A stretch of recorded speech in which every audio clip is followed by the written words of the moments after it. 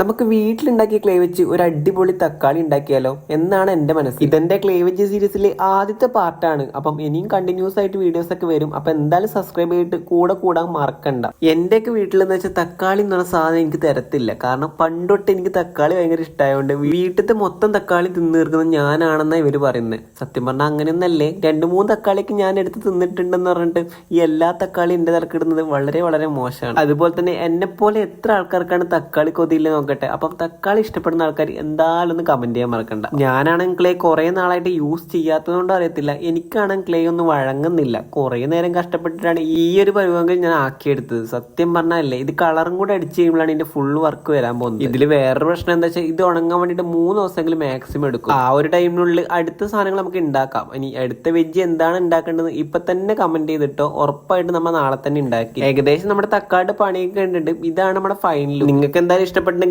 എന്തായാലും സബ്സ്ക്രൈബ് ചെയ്യാൻ മറക്കണ്ട. അടുത്ത വീഡിയോ ആയിട്ട് വരുന്നേക്കും. Bye bye guys.